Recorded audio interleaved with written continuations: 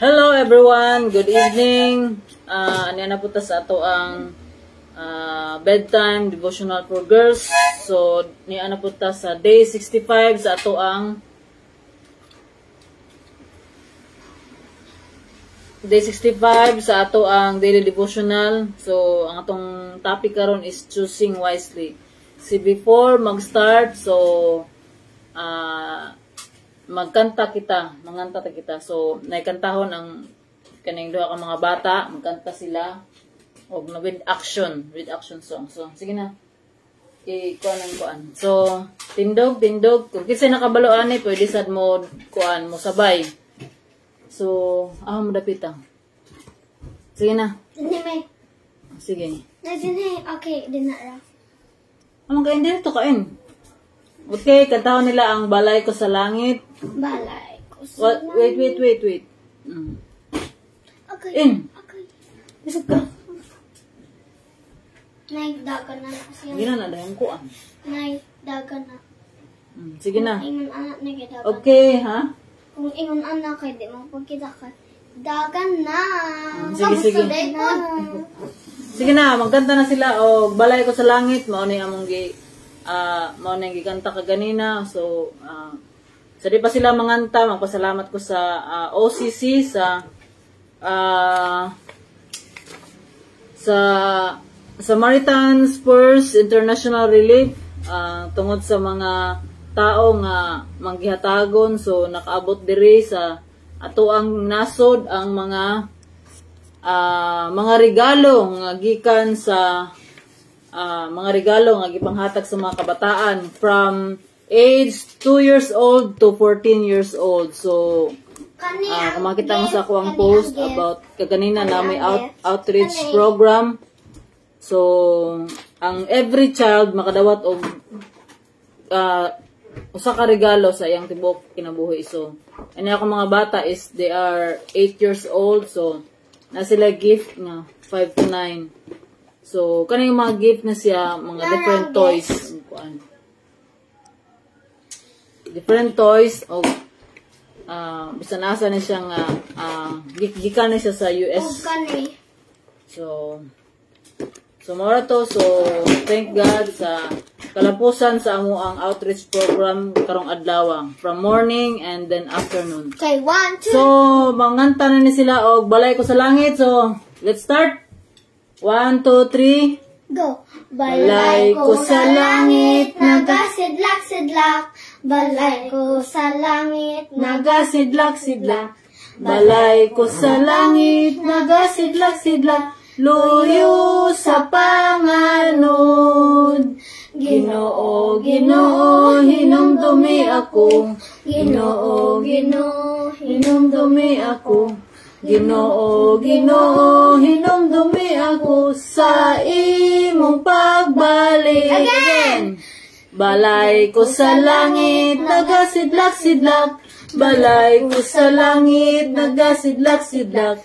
Balay ko sa langit, nagasidlak-sidlak. Loyo sa panganod. Ginoo, hinumdumi ako. Ginoo, hinumdumi ako. Ginoo, hinumdumi ako sa imong pagbalik. Again! Balay ko sa langit, nagasidlak-sidlak. Balay ko sa langit, nagasidlak-sidlak. Balay ko sa langit, nagasidlak-sidlak. Loyo sa panganod. Ginoo, hinumdumi ako. Ginoo, hinumdumi ako. Ginoo, hinumdumi ako sa iyong pagbalik. Bow! Thank you Maria Ron ug Maria Nanet. So pakpakan na tong Ginoo kay maayo kay siya. Thank you Lord.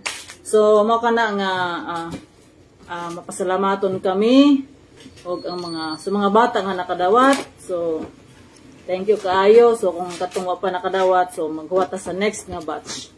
Nay, kung November nay, tagaan paghapon mi. Dili na lahi na pun nga bata katong wa pa kadawat. Kung kuan na pud mi 9. Dili, basta kausara gid mo makadawat sa inyong whole life. Kaya tagaan na to og chance tong mga wala pa kadawat.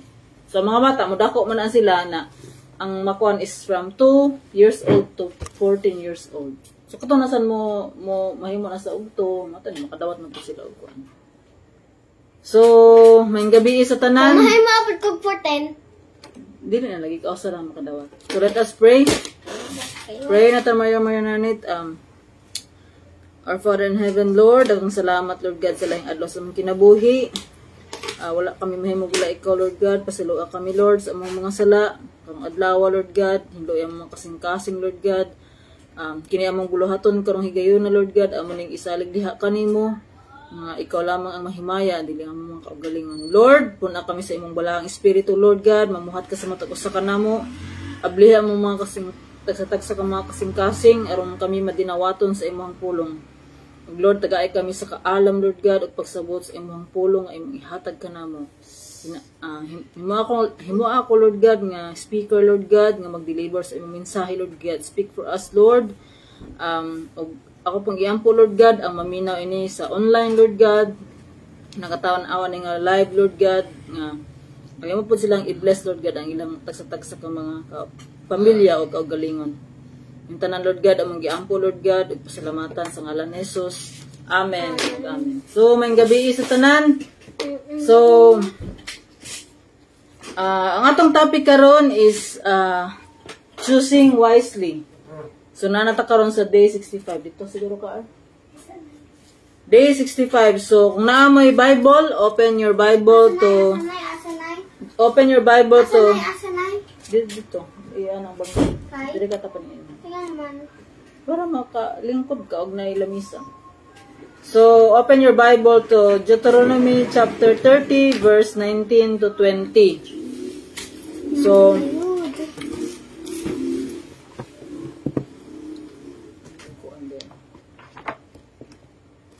So, ingon diri ba ako masahon. Kung basahon ang pulong sa Ginoo nga nag-ingon diri sa Deuteronomy, ako mong butang anaran pa niya. Deuteronomy chapter 30 verse 19 to 20. So, kani nga kuan verse gikan pa ni sa 11 to 20. So, ang title is the choice of life and death. Dili kung imong basahan ba usa ka kuan niya. Pero there is a verse 19 og to 20 ingon diri I call heaven and earth to witness against you today that I have set before you life and death, blessing and curse. Therefore choose life, that you and your offspring may live, loving the Lord your God, obeying His voice, and holding fast to Him. For He is your life and length of days, that you may dwell in the land that the Lord swore to your fathers, to Abraham, to Isaac, and to Jacob, to give them. So may the Lord bless His word. So kung atong basahon po sa Bisaya, ano kay mga Bisaya man ta, so basahon to sa Bisaya, gihimo, ingon diri gihimo akong saksi, karon ang langit ug ang yuta. Nga kamo gipapili ko sa kinabuhi o kamatayon, sa panalangin o katalagman. Busa pilian ninyo ang kinabuhi, aron kamo ug ang inyong mga kaliwatan mulungtad. Higugmaa ang Ginoo nga inyong Dios, alagari siya ug ayaw kamo pagbulag kaniya. Kini makahatag unya kaninyong kusog ug taas nga kinabuhi, inigpuyo ninyo sa yuta nga gisaad niya sa inyong katigulangan nga si Abraham, si Isaac ug si Jacob. So atong topic is choosing wisely. Mina mo mayananit, choosing wisely. Isa man si wisely. So yung diri choices. So kada adlaw naagid tay choices.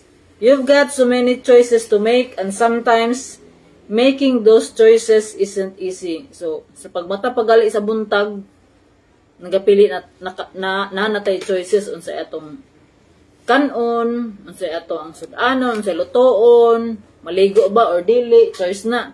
So at times you're torn between what you want to do and what you ought to do. When that happens, it's up to you to choose wisely or else. So when you make wise choices, so you are rewarded.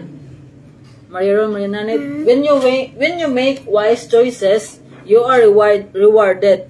When you make unwise choices, you must accept the consequences. It's as simple as that. So make sure that your choices are pleasing to God. Listen to God. So ang atong purpose din sa kalibutan is to please God, to love our God with all our heart. So kinahanglan nga atong ginabuhat is malipay ang Ginoo. Sumagi na siya. Kung gusto ta nga malipay, atong tagaan og kalipay ang Ginoo. So sa tanan natong mga choices, atong gipangpili, kami na. Ngayon mananit. Ang sugo sa Ginoo, ingon ang Ginoo, gipapili ta sa Ginoo kinabuhi o kamatayon. Panalangin or katalagman, blessing or curse. So kita ra po'y nagpili dayana. Gihatag na tanan sa Ginoo, igo na lamang kita sa pagpili. Mo nang gitagaan ta og free will. Eternal life. Pwede mo Oh, na. gitagaan ta og dili man ta makakuha og eternal life kung dili ta mo pili. Mopili gyud ta, gitagaan tag choice sa Ginoo para mahigugma sa iya. So dili pod kung wala tag gitagaan og pagpili sa Ginoo, dili ta siguro kay balo mo higugma. So mo na gipapili gyud ta sa Ginoo. Mo na it's up to us ra gyud na choices. So mao nga ingon ang Ginoo diri ang gipapili ko sa kinabuhi o kamatayon, sa panalangin o katalagman. Ingon po ng Ginoo, busa pilian ninyo ang kinabuhi. Aron ang inyong mga kaliwatan mulungtad. Ang sugo diri sa Ginoo, higugma ang Ginoo, alagari siya og ayaw pagbulag kaniya. Higugma ang Ginoo. Higugma ang Ginoo, alagari siya, serve God. Ayaw mo pagbulag sa iya. Ayaw mo stay close to Him. Love God, obey Him. Love God, obey Him, and stay close to Him. Kay unsa iyahang promise is Obey. promise niya is makahatag kini unya kanyo og kusog og taas nga kinabuhi. So ang sugo sa Ginoo is to love God, obey Him, and stay close to Him. O gayang promise is that makahatag og taas nga kinabuhi og kusog. So mo na siya ang promise sa Ginoo kung mo obey ta sa iya, mo love ta sa iya. So it's up to us. Kita ra gyud mao kay nagitagaan ta og pagpili. Mao na kamo mga bata, mariro man nanay. Ako dili jud ko maka-force sa inyo nga kuan, pero mao na nga kanang pilian ninyo kung unsa ang maayo. So man ako nagatudlo sa inyo kung unsay maayo og daotan. Dili man tamo nga makauban sa kano, pirmi nga makauban. So mao na nga ginatudlo na ko sa inyo kung unsa ang maayo.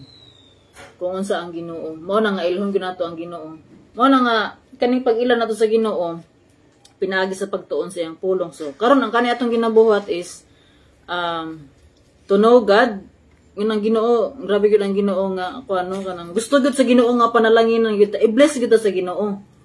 Pero dili man ta i-bless gani na sa Ginoo ng mga wa ni sunod susamot na nang obedient kay ka sa Ginoo. So kanang mga nahitabo sa ato ang mga pabor lamang atong ingon nga pabor na sa Ginoo. So dili pa gyud na siya blessing. So unsa na ka ang blessing, no? Pabor lang na sa Ginoo, favor. May the Lord's favor be upon us. Pabor na ganin na sa Ginoo. Samot na ka akong obedient kita sa Ginoo. So mao na nga choose wisely. So kung magpili ka og mga wise choices, you will be rewarded. So unsay reward? Love choices. Di kung imong i-love si God, imo siyang i-obey og imo magpaduol ka sa iya unsa man iyang reward? Tagaan ka niya og kusog, strength, and long life. Tagaan ka niya og taas nga kinabuhi. So mao na siya ang ato ang kuan ron is, but it's up to us ra gyud na. Mupili ba? kamo Mariaron Mariananit, pilian ninyo ang kinabuhi o ang panalangin sa Ginoo. So nara gyud na sa ato ang kuan. So usahay man gud kay kanang tungod man gud mao nang nibulag ta sa Ginoo kay tungod sa mga sala. Kay nailad ta. Dili ra bagyo ta mailad. So mao na nga kinahanglan kay bawta unsa ang kamatuoran. Naminaw ka Mariananit.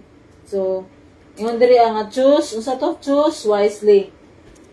Unsa may pilion? Pilion nato ang life, pilion nato ang blessing, o pilion nato to love God, to obey God, and to stay close to God. Pili ka life or death, blessing or curse. Pero ginang ta sa Ginoo nga choose life gayud. Choose life. To choose life is to love God. Kung piliun nimo ang life is to love God, to obey Him, and stay close to Him. Pwede na rin. Naminaw ka? Naminaw. Naminaw big distraction. Naminaw ba?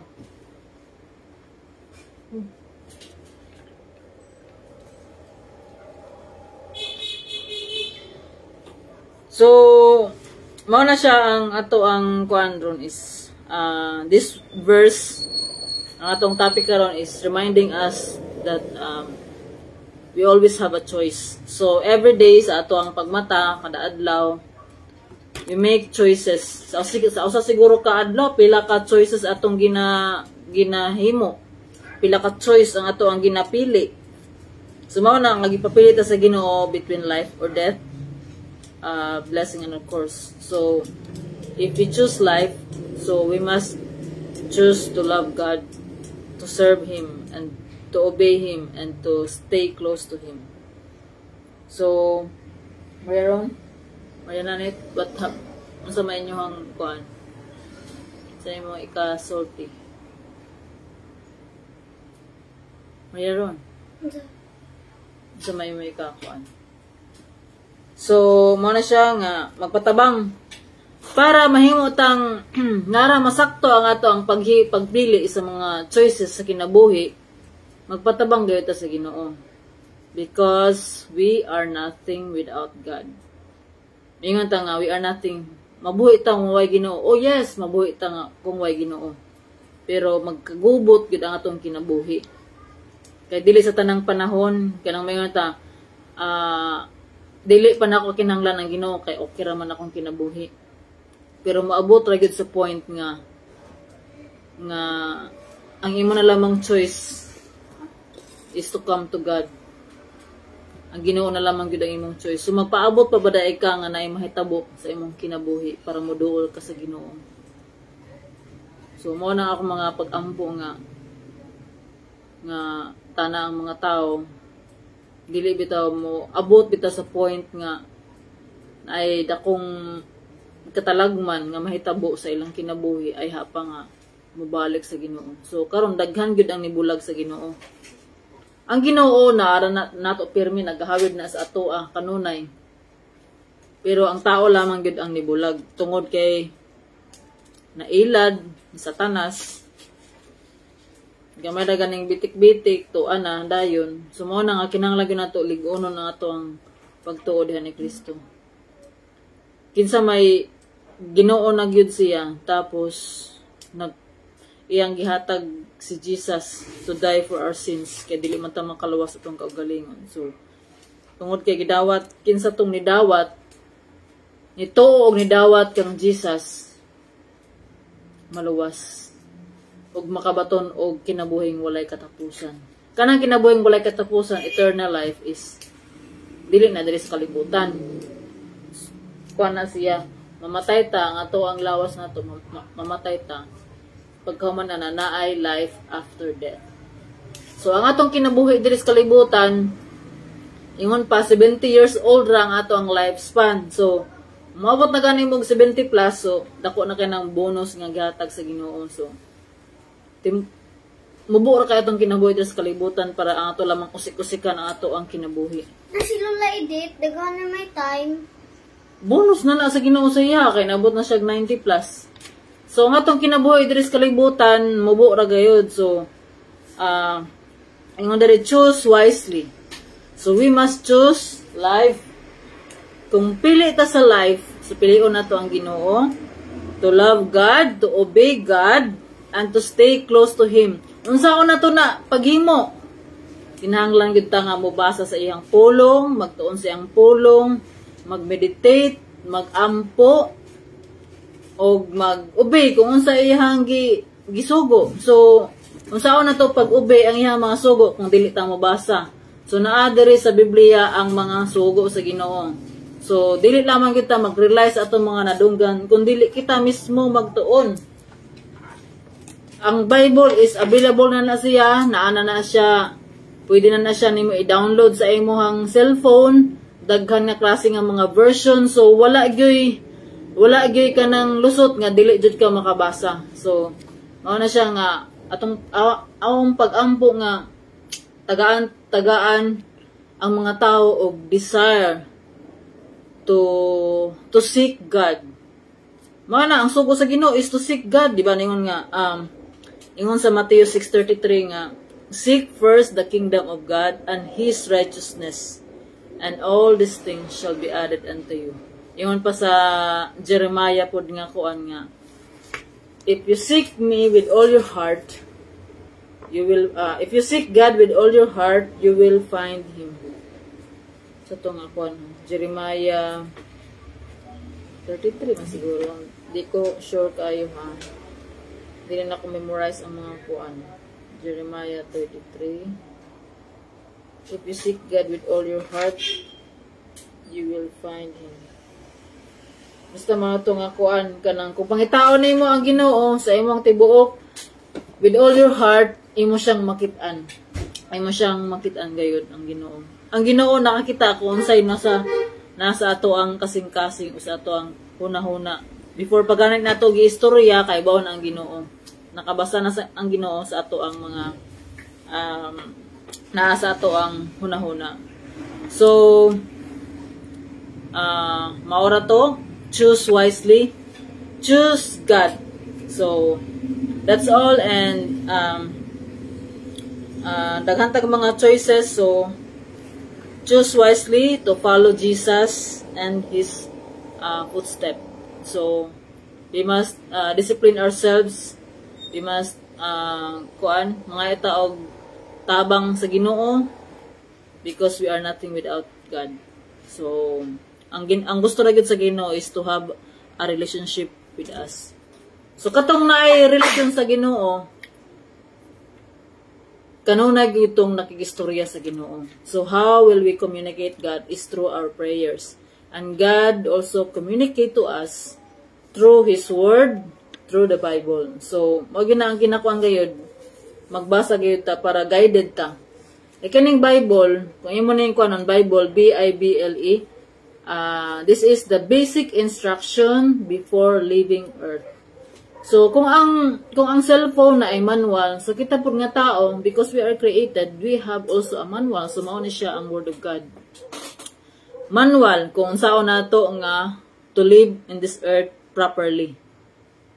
So, mao to nga kinahanglan gayon na to nga mabasa sa pulong sa Ginoo. So, I pray nga katong wala pa nakadawat ni Jesus, imong dawaton si Jesus sa imong prayer, and surrender your life and live a life that pleasing to God. So that's all, and I hope I pray nga naamoy na learn karon nga devotional is to choose wisely, choose God, to love God, to obey God, and to stay close to Him. So let us pray. Let's pray.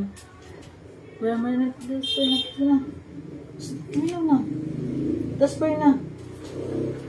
So, let us pray. Pray na ka? Sige, mag-pray sa NN. Pray ka, N. Ikaw mayroon, mag-pray ka, ha? Lord, help me. Sige na, mag-pray na. Lord, help me to choose wisely, and thank you for being honest, and helpful to us. And thank you for loving us. All that you have done for us is so good. And thank you for choosing wisely. Amen. Amen. So, I will pray. Our Father in heaven, Lord, thank you, Lord God, for your word. Thank you, Lord, for your reminder, Lord God. We all have choices, Lord God. Thank you, Lord God, nga imo kaming gitagaan mo kami sa pagpili, Lord God. Thank you, Lord God, for reminding us, Lord God, to choose life, Lord. To obey you, Lord God, and to love you with all our heart. To stay close to you, Lord God, and to love you. Lord, we are nothing without you, Lord God. Help us, Lord God, to follow the footsteps of Jesus. Because Jesus is our model, our example, Lord God, unsaon na mo pagkinabuhi diri nga kalibutan. Lord, tabangi kami, Lord God, sa kanunay nga mahimo kaming pleasing sa imuhang tan-aw. You know our hearts, Lord God, ang among intention na kahibalo ka, Lord God. Help us, Lord God, nga kini nga mga hunahuna, Lord God, nga mahimong angayan o makalipay diha kanimo. Lord, among isurrender among kinabuhi diha kanimo. Ikaw na ang mag-direct, Lord God, sa amo ang kinabuhi. Guide us, Lord God. Lead us in the way that we should go. And Lord, help us, Lord God, to be a blessing to other people, Lord God. To be a salt and light, Lord God, to everyone. Kung asa man kini nga mensahe, Lord God, nga maabot, I pray, Lord God, nga i-touch nimo, Lord God, ang matag usa nga makita ini nga video, Lord God. Daghang salamat, Lord, nga kini nga paagi, Lord God, makaabot kini bisag kinsa, Lord God, nga makakita ini. To choose wisely, to choose life, and to choose God. Lord, we lift up to you everything, Lord God. Ikaw ang nakasayod sa matag usa, Lord God. Hikapa og tanduga, Lord God, ang mga katawhan nga mangita diha kanimo, Lord God. To seek you with all our heart. And to seek you first and your righteousness. Kay ikaw, Lord God, gusto mo panalangin ka na mo. Tabangin kami, Lord God, sa pagsunod diha kanimo. Wala kang mahimugula ikaw, Lord, among isalig diha kanimo ang tanan. Tabangin kami sa kanunay, Lord God. Kining mga kabataan, Lord, nga mahimo ni silang sa umaabot nga mahimo ni silang mga good example, Lord God, nga na ay Jesus ilahang kinabuhi. Dalaygon ka, Lord, sa katapusan ang tanan among giampo sa ngalan ni Jesus. Amen ug amen. So, may gabi sa tanan, may gabi og diri natapos ang ato ang daily devotional. So, daghang salamat sa pagtan-aw og I pray nga kitang tanan mahimong matinumanon diha sa Ginoo. So, God bless everyone and have a happy weekend.